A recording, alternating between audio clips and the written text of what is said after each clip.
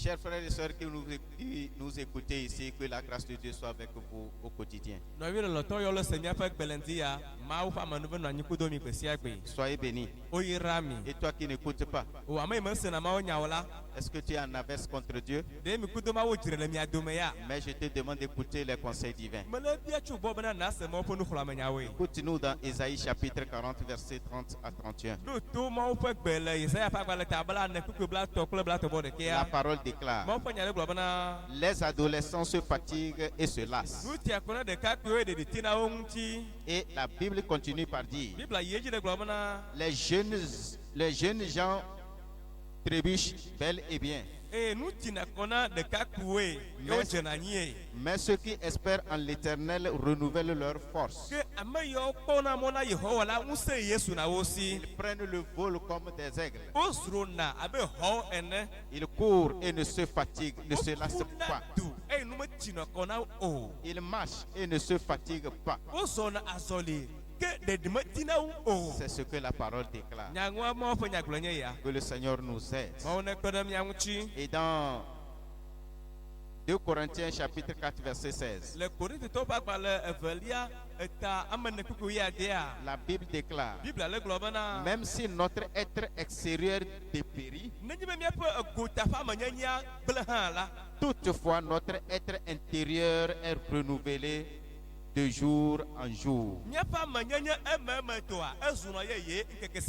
C'est la parole du Seigneur. Nous allons parler du découragement.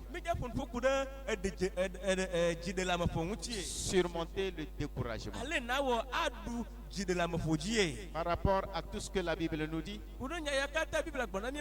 ça veut dire que les gens, les jeunes gens, les vieux, tout le monde peut se décourager.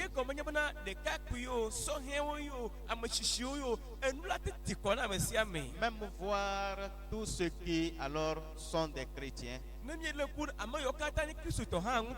Chacun de nous peut être découragé à un moment ou à un autre de sa vie chrétienne.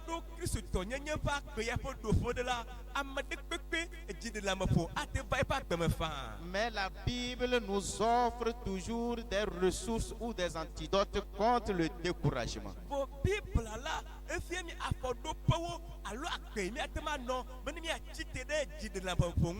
Allons à la découverte alors de ces ressources ou de ces antidotes.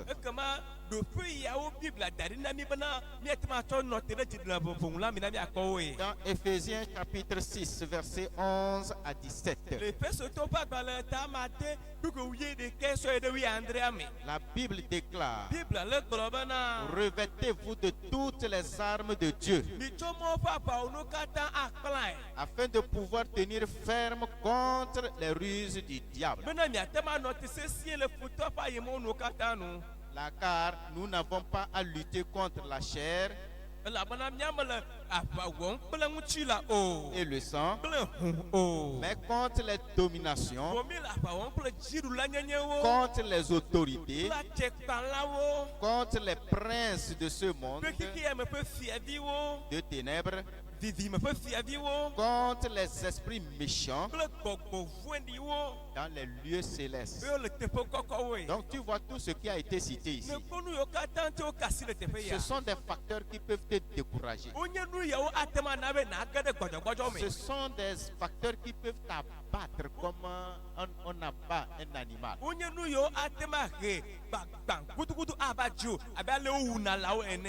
Qu'est-ce qu'il faut faire dans ce domaine? La Bible déclare au verset 13: c'est pourquoi prenez toutes les armes de Dieu afin de pouvoir surmonter dans les mauvais jours et tenir ferme après avoir tout surmonté.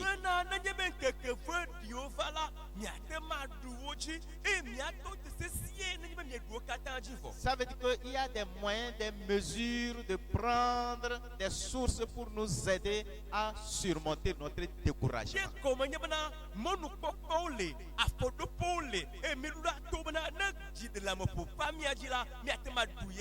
Et la version continue par dire: tenez ferme. Ayez à vos reins la vérité comme ceinture et revêtez la cuirasse de la justice. Ça veut dire qu'il faut avoir la vérité. Et la vérité, c'est la parole de Dieu. Et il faut revêtir maintenant la cuirasse de la justice. Ce sont des antidotes qui peuvent nous aider à surmonter le découragement. Le verset 15 déclare: mettez pour chaussure à vos pieds le zèle que donne l'évangile de paix.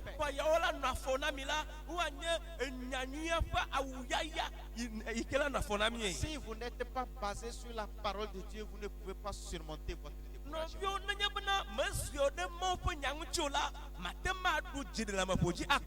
C'est une école très forte. C'est les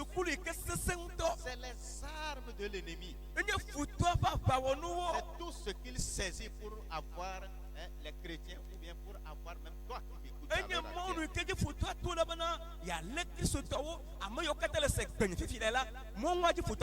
Tu n'es pas épargné. Quel que soit ton état intellectuel, ton niveau académique, ton niveau de sagesse, l'ennemi n'a pas peur de toi. Le découragement ne t'est pas. Tu peux être assujetti. C'est un facteur, un phénomène qui peut te lier et te t'abattre. Mais ceux qui connaissent l'Éternel, ceux qui ont confiance en Jésus, alors ils tiennent compte de ses promesses. Et ils peuvent se relever. La parole de Dieu, l'évangile de paix peut encore les projeter loin. C'est pourquoi le verset 17 déclare: prenez aussi le casque du salut et l'épée de l'esprit qui est la parole de Dieu. Faites en tout temps par l'esprit toutes sortes de prières et de supplications. Veillez à cela avec une entière persévérance et priez pour tous les saints. Ça veut dire que personne n'est éloigné. Mais quand je retourne au verset 14, la Bible déclare encore: prenez par-dessus tout le bouclier de la foi, avec lequel vous pourrez éteindre tous les traits enflammés du malin. Le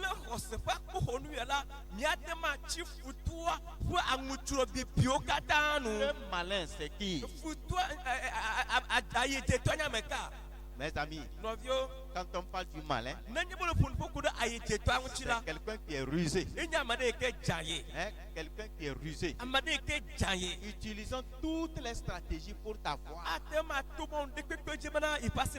S'il passe par ce chemin, il rate, il passe par un autre. Le malin, lui, ne se décourage pas. Lui, ce qu'il peut faire pour te décourager, toi, c'est ce qu'il cherche. Il ne se décourage pas. S'il prend une stratégie et il échoue, il ne se décourage pas. Il utilise encore d'autres fois, tout juste pour t'anéantir toi-même. Lorsque tu es découragé, lorsque tu es abattu, à ce moment, il a atteint son objectif. Et c'est ce qu'il vise au quotidien. La Bible déclare: prenez par-dessus tout le bouclier de la foi. Dans un premier temps, comme nous le disons, le chrétien peut se décourager. Toi qui n'es pas chrétien, tu peux te décourager. Mais la différence, pour toi qui es chrétien, la Bible déclare de prendre le bouclier de la foi. Dans un premier temps, c'est ce que tu peux utiliser pour pouvoir apporter un surmontement et avoir la victoire sur les découragements. Donc, Éphésiens, ce bouclier de la foi pour éteindre les flèches du malin. Comme je l'ai dit, qu'est-ce que le malin fait? Toi qui es chrétien, il va te dire, mon frère, ma soeur, depuis que tu as cru, et tu vas à l'église et tu dis que tu adores, où sont les promesses de Jésus dans ta vie? Toutes les promesses là que tu lis là, où est ça? Ça ne se réalise jamais. Et tu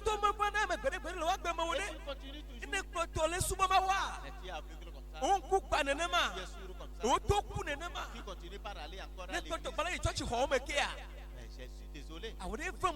C'est tout ce que le malin peut dire. Maintenant, quand il dit ça, et tu essaies d'analyser, et tu vois maintenant tes frères qui sont dans le monde et qui s'en sortent facilement par certaines fois. Toi, tu vas te poser la question. La vérité, hein? C'est ce qui s'est passé dans le jardin. Lorsque le malin a dit à Ève,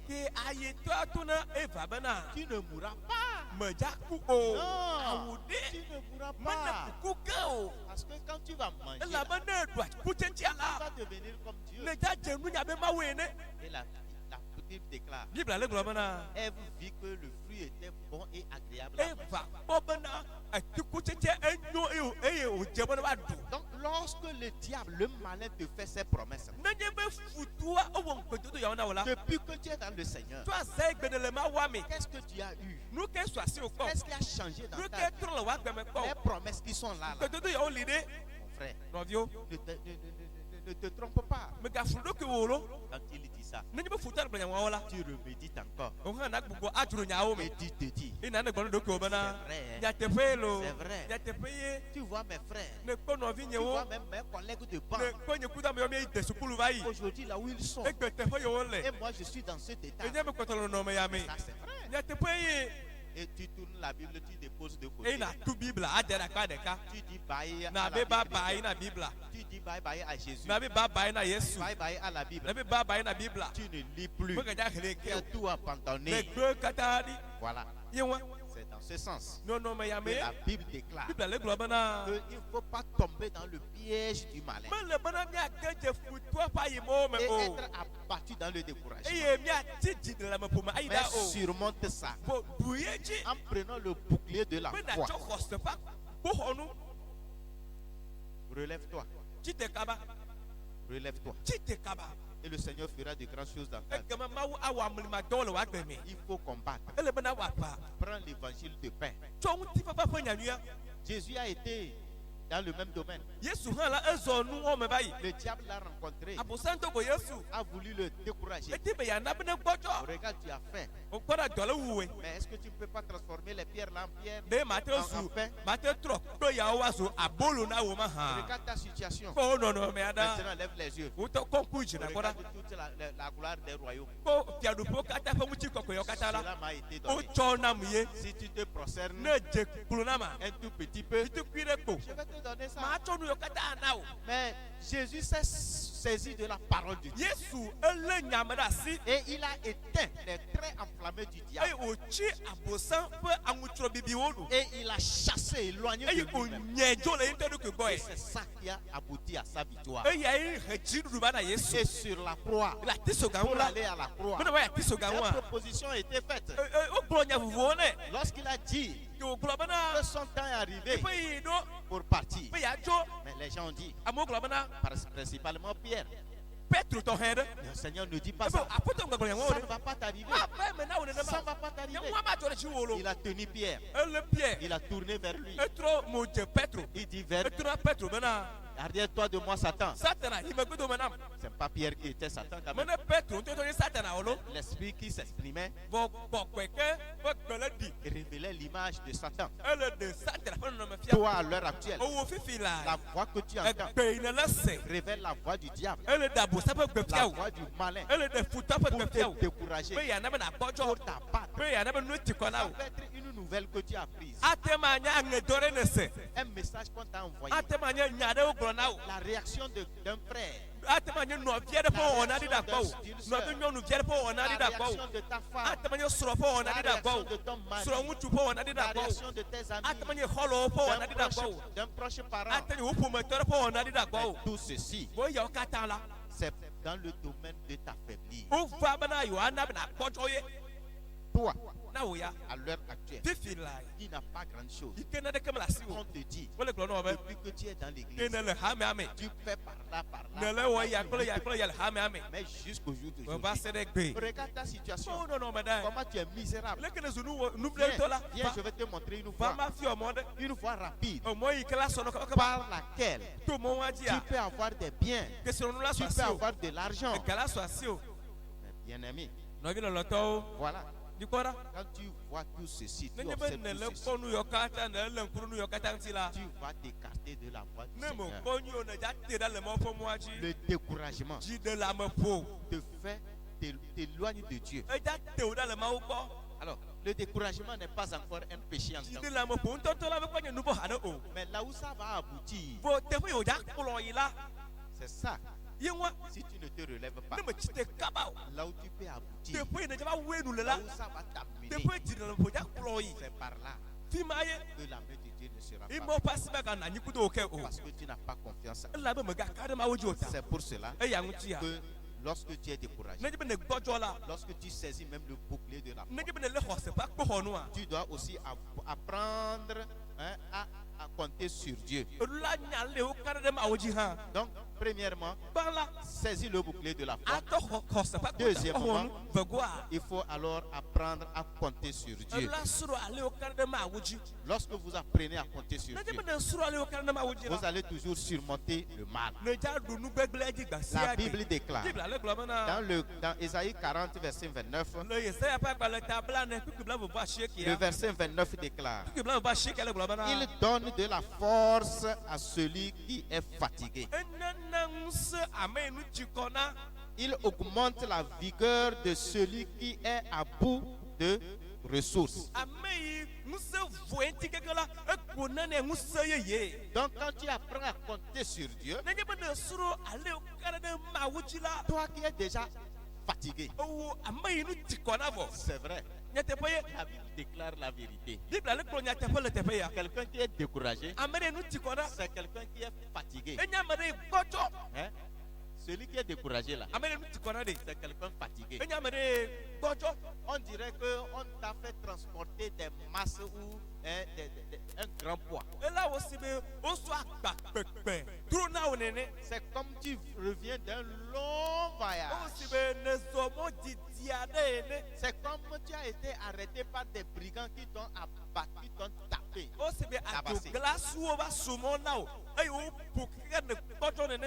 C'est comme ça le découragement. Alors que personne ne t'a touché. C'est ce que tu as appris. Et ça t'a travaillé psychologiquement. C'est rentré dans ta mémoire. Et ça t'a paralysé. Ça t'a détruit. Et tu es fragilisé. C'est le découragement. Tu n'as pas confiance en quoi que ce soit. Prends le cas d'Élie. Après avoir combattu les 450 prophètes, les faux prophètes,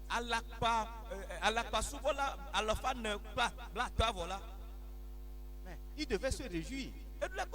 Il ne devait même pas avoir peur de quoi que ce soit. C'est là qu'il devait savoir que Dieu était à ses côtés. Et il devait être renforcé. Il devait marcher poitrine carrée. Mais quand Jézabel a envoyé le message, ce que tu as fait au 450, attends-moi, j'arrive. Tu vas voir. Tu vas voir. Mes amis, voilà un message qui a découragé ce grand homme de Dieu. Donc nous constatons que ce n'est pas une affaire de maturité. Le découragement là. Beaucoup d'hommes de Dieu puissamment sont découragés. Beaucoup de chrétiens sont découragés. Et dans le monde, on n'en parle pas. Élie est parti et il s'est couché sur le chemin. Il dit, Seigneur, je suis fatigué. Je suis fatigué. Là où c'est arrivé là. Tue-moi. Tue-moi. Est-ce qu'il aimait vraiment la mort? S'il aimait la mort, pour moi, il devait rencontrer Jézabel. Jézabel a dit, attends, j'arrive. Si tel est le cas, il préférait la mort. Il devait attendre Jézabel. Mais c'est la parole de découragement. Mon frère, il t'arrive aussi ça. Parfois de tenir un langage de découragement. Et quand le langage de découragement même sort de ta bouche, ça t'écrase davantage. Ça t'écrase, ça te tue. Mais il faut avoir toujours les paroles d'encouragement. C'est que l'encouragement que tu peux apporter à quelqu'un, c'est aussi cet encouragement que tu peux te donner toi-même.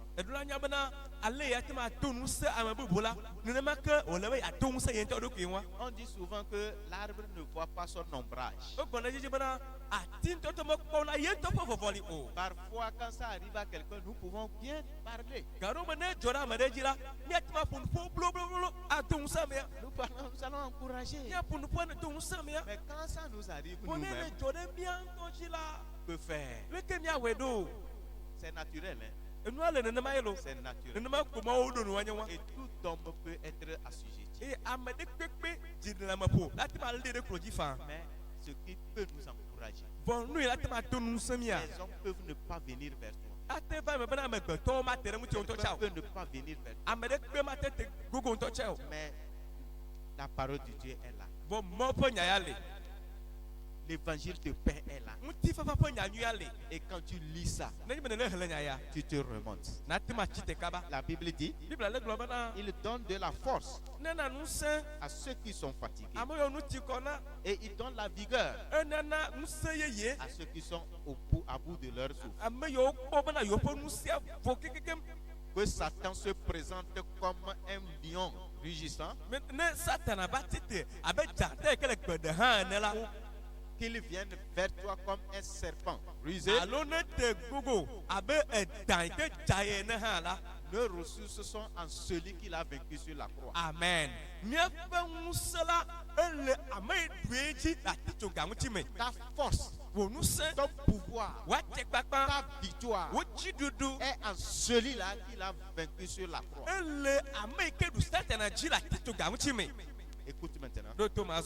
C'est pourquoi on te dit qu'il n'y a pas plusieurs chemins pour avoir le salut. Mais c'est une seule voie. Celui-là qui a vaincu l'ennemi sur la croix. Ce n'est pas tout le monde qui a été sur la croix. Vos dieux auxquels vous faites face, ces dieux n'ont pas vaincu quoi que ce soit. Mais la Bible dit celui qui nous a fait à son image, et qui nous a aimé le premier, même dans nos péchés, il vient à notre secours. jusqu'à supporter le poids de nos péchés sur la croix et renverser le diable, renverser Satan et toute son équipe, ses adeptes. Il les a vaincus et il a dit: j'ai reçu maintenant le pouvoir. J'ai maintenant le pouvoir. J'ai maintenant l'autorité. Et à tous ceux qui ont cru en lui, il les a légués ce pouvoir. Donc compte sur celui-là qui a vaincu cela. Ce n'est pas plusieurs personnes. Ce n'est pas n'importe qui. Il a vécu des expériences.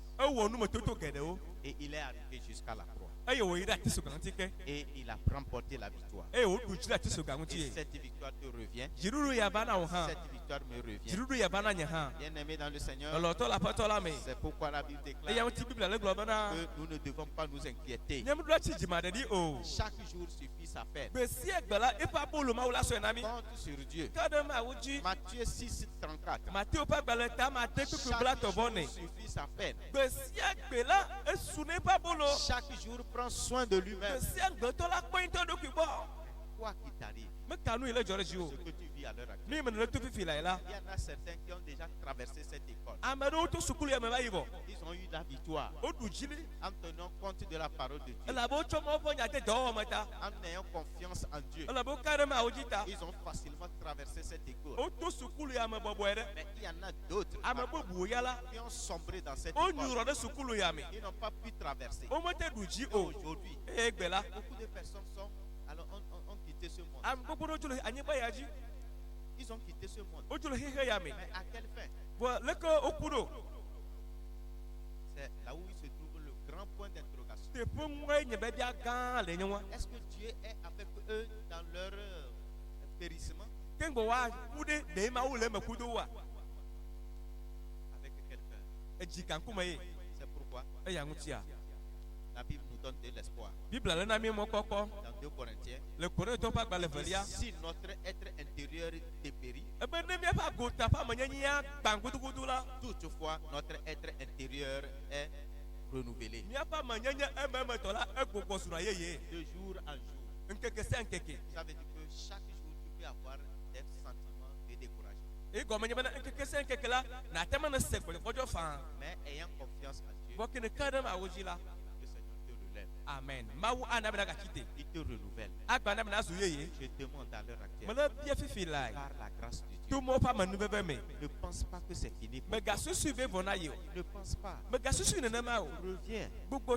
Compte sur le Seigneur. Quelle que soit la longueur de la nuit, le jour apparaît dans ta vie. Je te déclare que tu as un témoignage.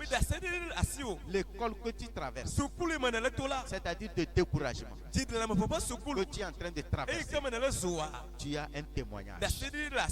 Tiens bon. Tiens bon. Tiens bon. Une fois encore.